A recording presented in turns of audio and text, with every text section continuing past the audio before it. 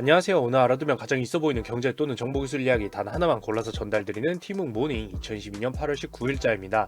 오늘 가져온 이야기는 아시아도 히트플레이션이에요. 지난 문모닝 중에 독일 라인강이 말랐다는 이야기를 했습니다. 간단히 말해 라인강의 물높이, 수위가 지나치게 낮아져서 배가 무거워서는 다니기 위험하게 됐고 강을 통한 물류 이동이 마비되는 지경까지 이르게 됐다고 했었죠. 문제는 이 라인강이 독일 에너지 자원 물류의 30% 수준을 책임지고 있다는 점이었습니다.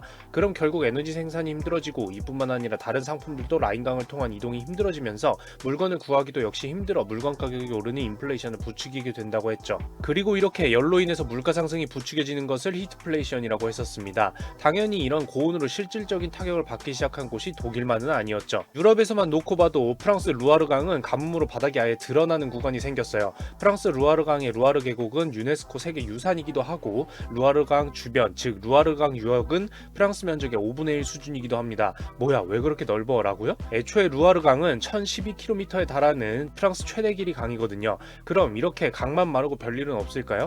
이 정도 가뭄에 결국 프랑스는 지난 8월 5일 100개 마을에 식수마저 떨어졌습니다. 결국 101개 주 중에서 66개 주에 위기 경보를 내리고 골프장, 수영장의 물 사용, 정원 관리와 세차에도 물 사용을 제한했죠. 더불어 주민 1인당 물 사용까지 제한합니다. 그걸 넘기면 과태료 내야죠.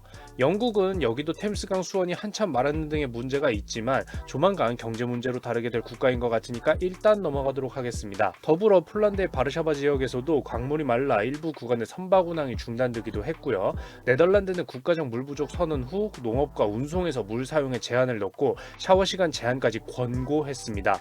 이탈리아는 7월에 이미 비상사태를 선포한 상태고요. 그런데 유럽 이야기를 하니까 조회수 너도 그렇고 에너지 전쟁이 나도 크게 와닿지 않는 경우가 있더라고요. 그럼 아시아와 우리에게는 출퇴근이 너무나도 더웠다는 것 외에 큰 문제는 없을까요? 중국 양쯔강 인근의 강수량은 평년보다 45% 적은 상황입니다.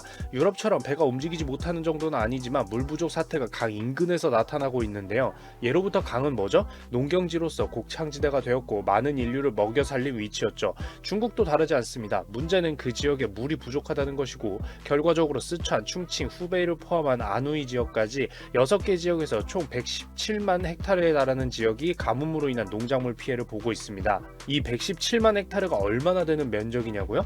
100헥타르는 참고로 1제곱킬로미터에 해당하고 117만 헥타르면 제주도 면적의 6배를 상회하는 면적의 농작물이 논밭이 가뭄으로 갈라져 버렸다는 뜻입니다. 더불어 이런 가뭄 상황이면 물 부족뿐만 아니라 40도 이상의 고온이 자주 나타나는 현상으로 인해서 여러 문제가 발생하게 되는데요.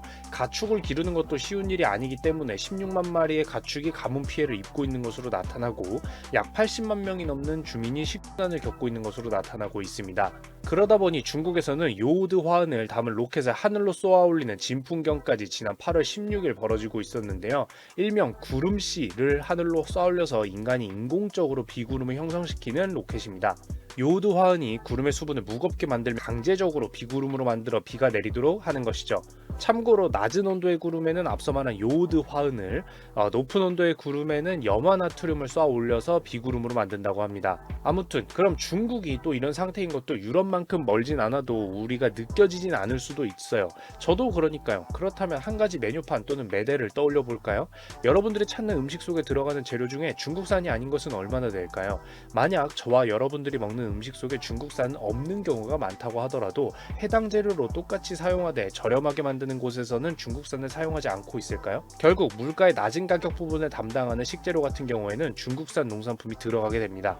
게다가 한국의 경우에는 고추, 마늘, 양파 등을 많이 사용하는데요. 이런 재료들은 한국에서 사용되는 채소 중 90%가 중국산으로 알려져 있습니다. 문제는 중국의 농경지가 엄청난 가뭄 피해를 보면서 채소 등의 공급이 원활하게 이루어지지 않는 경우 추가적인 가격 상승 또는 물가 상승이 정점을 찍고 내려간다고 여기는 이 시기에 찬물을 끼얹는 일이 벌어질 수가 있게 되죠.